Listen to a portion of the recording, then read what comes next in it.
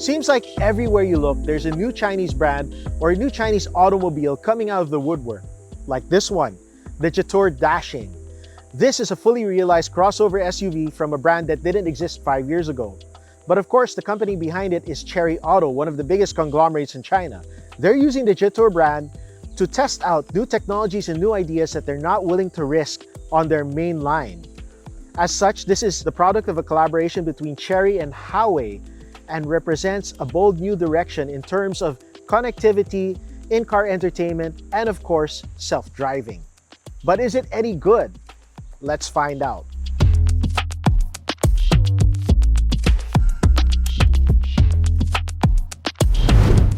While the looks may suggest a focused sporting intent, unfortunately we don't get the 300 plus horsepower hybrid system here or the 200 horsepower 1.6 liter turbo.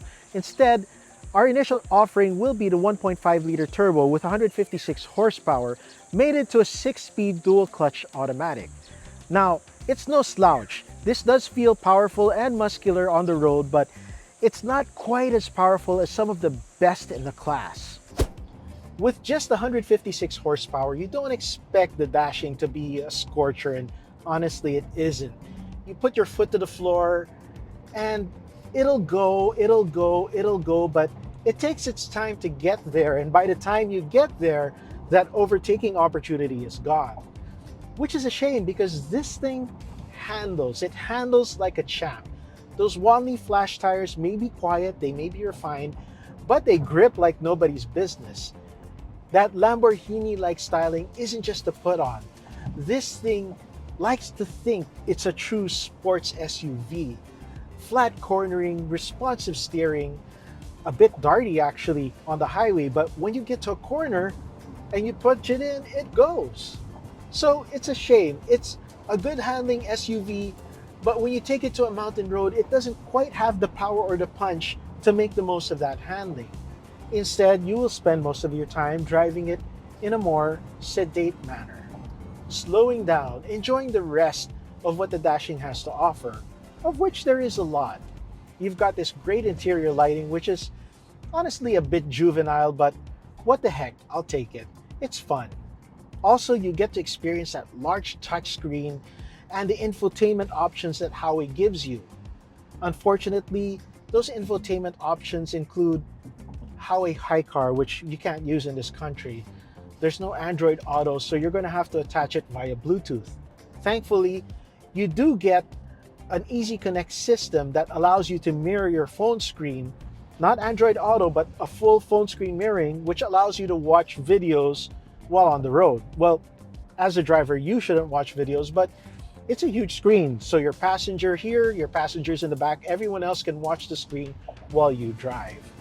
In terms of how it is to live with on a daily basis, the ride is quite refined for something on 19-inch wheels. It is relatively quiet. You have good insulation. And fuel economy is, well, we can't tell you much about fuel economy yet because we've only been driving it for a day or two. And it's kind of confusing to navigate the menu to look for the fuel economy. I mean, I found it, but resetting it and fiddling with it is kind of difficult because all your controls are on the touchscreen. You have two nubs here on the steering wheel that are sort of like 90s laptop joysticks, which allow you to navigate certain options, but they're kind of fiddly and kind of difficult to use. And even after resetting the fuel economy meter, I'm not quite sure I trust it. Needless to say, from what we see on the fuel gauge and from filling up, it seems to drink about as much as any other 1.5 turbo with this much weight to carry around. In terms of ergonomic oddities, not only is it difficult to look for options on the touchscreen, it's kind of hard to find some of the secondary controls too. For example, your parking brake is not here under the shifter where you'd expect it, or as a latch underneath the dashboard or a pedal on the floor. Instead, it's a latch where you'd expect the gas cap release or the trunk release to be. Weird.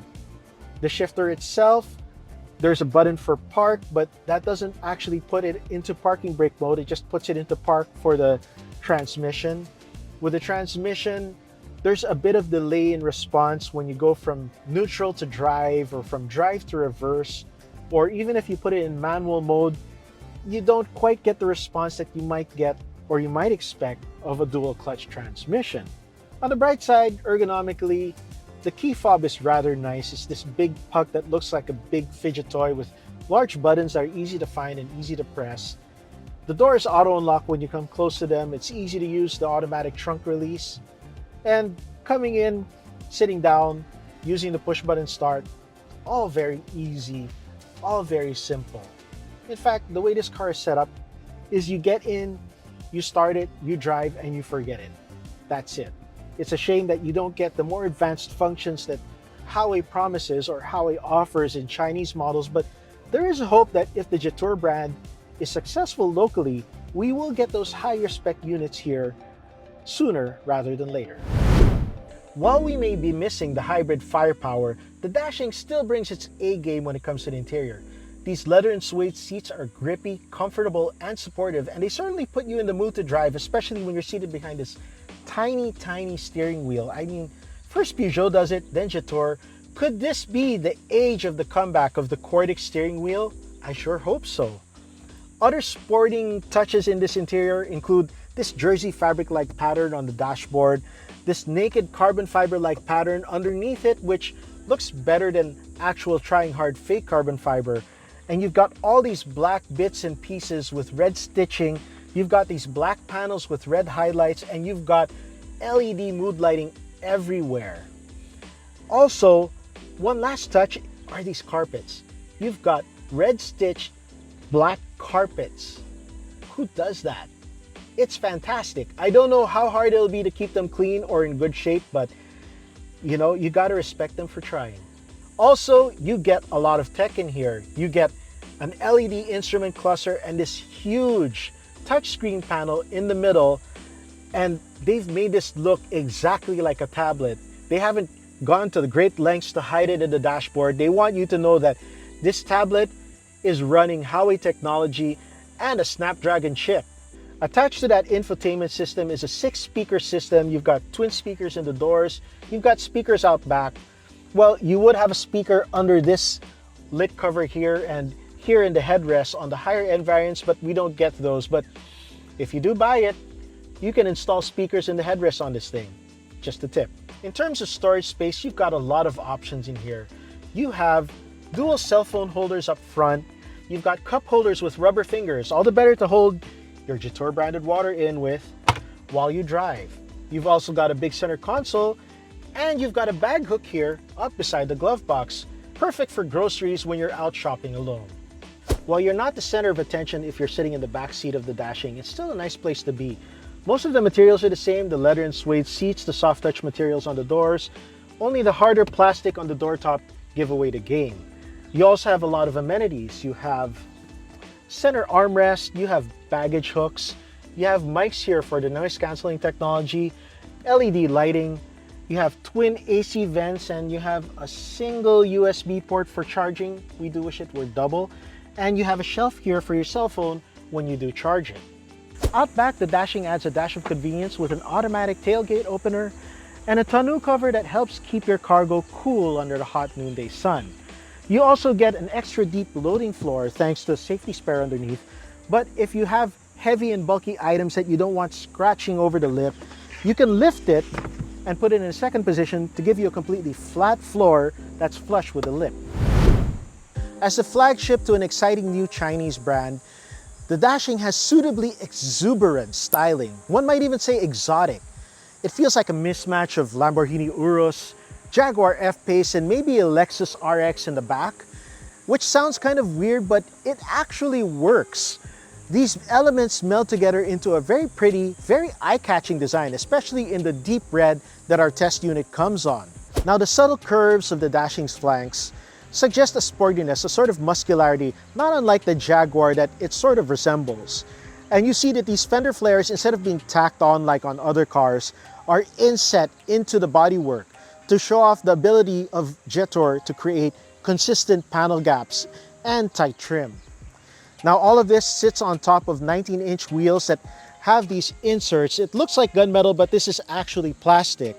So I guess it makes it simpler to manufacture, and maybe if you do scratch it, it's easier to fix. These are wrapped with one-leaf flash tires, which suggests that this thing is flashy or fast or whatever. We'll see how well they do later on. Further on down the flank, you come to the hidden door handles that pop open when you come close for easy access and hide away when you leave so that nobody else can fiddle with them. All very nice, all very luxurious, all this black and chrome and the fancy grille, the fancy rear, everything looks beautiful on this car. Well, except for these plastic panels around the windows. I know it's to make a floating roof and it's supposed to look like glass, but these panels are a bit wavy, so they don't look of one piece with the beautiful glass that they surround. Other than that though, it's just about perfect.